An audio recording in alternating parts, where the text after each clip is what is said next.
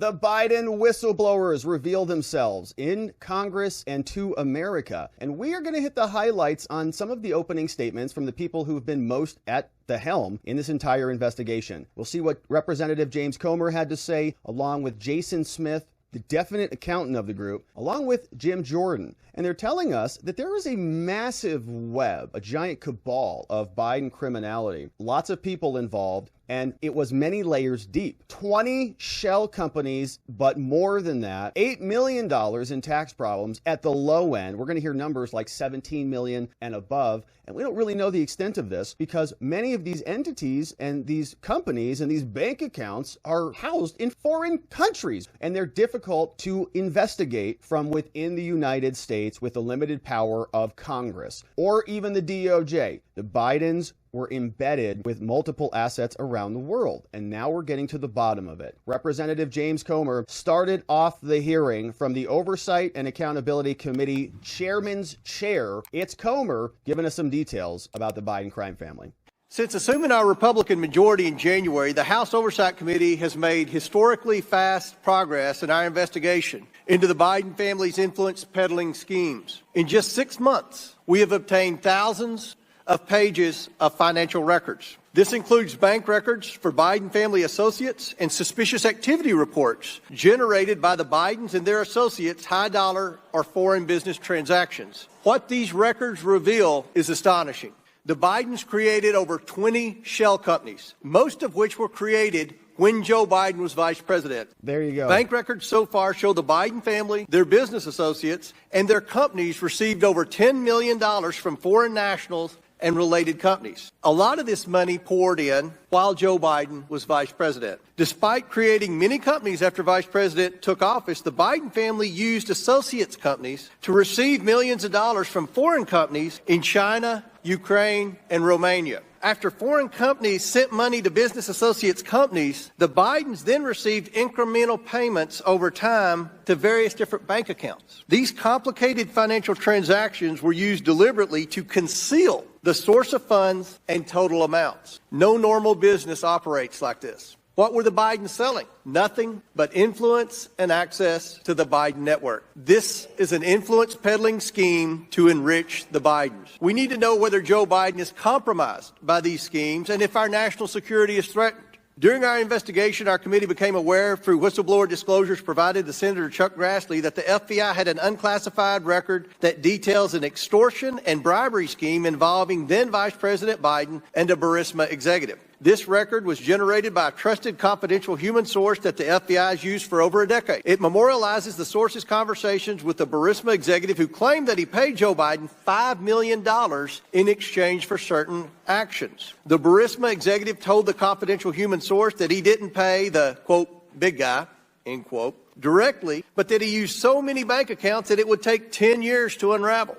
Now, that sounds an awful lot like how the Bidens conduct business, using multiple bank accounts to hide the source and total amount of the money. Today, we have two brave and credible IRS whistleblowers who have risked their careers to come forward and provide important testimony. Thank you all for being here today. I know it was not an easy decision. Their testimony about the DOJ, FBI, and IRS's investigation of Hunter Biden confirms the committee's findings, that there's nothing normal about the Biden family's business activity. The White House and Democrats would have Americans believe that our investigation is based on 5 years of conspiracy theories. Right. But we have facts, and new evidence continues to be uncovered by our committee revealing the First Family's corruption. The Bidens have put themselves first and Americans last. We will continue to follow the money trail and provide the answers, transparency, and accountability that Americans demand and deserve. All right, so that is Representative James Comer laying out what they are going to be getting into, and obviously sounds pretty rough. This is Representative Jason Smith. He's over on the House Ways and Means Committee, and they've done a lot of the heavy lifting in the numbers department. And here he is walking us through what they were able to find. The Ways and Means Committee is charged with ensuring that the tax code is enforced fairly. Clearly, the president only believes in making taxpayers pay their fair share if they don't share his last name. These two courageous whistleblowers provided my committee with devastating testimony showing that the government is not treating all taxpayers equally and that DOJ and the IRS gave preferential treatment to the president's son during a criminal investigation into his taxes. These individuals in front of us today are credible and set for nearly 15 hours of interviews with both Republicans and Democrats. I personally took part in the interview with Mr. Ziegler. Here's what we learned from the interviewees. The IRS recommended multiple felony charges against Hunter Biden for tax years 2014 through 2019, relating to at least $8.3 million in income from foreign companies, including companies based in China, Romania, and Ukraine. And that is the only amount discovered despite the roadblocks and obstruction their investigation faced. The Department of Justice engaged in a campaign to delay, divulge, and deny that investigation. They delayed investigators for years, leading to the expiration of the statute of limitations for many of the crimes involved. They divulged key investigative details to Biden's attorneys and even the president's transition team. And they denied investigators the ability to authenticate evidence, serve warrants, question witnesses, and bring charges. This led to Hunter Biden's sweetheart agreement, announced 5 years after the investigation started, but mere days before my committee voted to publicly release this testimony. Would Americans in my congressional district or any other congressional district ever receive this same treatment? After raising their concerns internally at the IRS, these whistleblowers were discouraged and demoralized and turned to Congress as a last resort. They bravely reported wrongdoing to us. And what have President Biden's allies, including Hunter Biden's lawyers, done? They've responded with a vicious smear campaign to discredit these whistleblowers and discourage others from coming forward, and may have even coordinated with the White House on this effort. This is a disgrace. I urge any IRS employee watching today, if you know of misconduct, please come to the Ways and Means Committee Blow that so whistle. we can hold accountable those who are responsible. And let me be clear, there will be zero tolerance for any retaliation against whistleblowers by DOJ and the IRS. The American people expect answers about whether the federal government is treating all taxpayers equally or if the wealthy and politically connected get special treatment. Our committees are working together to get to the bottom of this abuse of power, and will work tirelessly to do so and to make sure it doesn't ever happen again. Americans should not have to accept two tiers of justice in this country. One if your last name is Biden, and one for everybody else. I want to thank both whistleblowers for coming forward publicly and for your testimony today. I yield to Mr. Jordan. All right, good statement from Representative Jason Smith.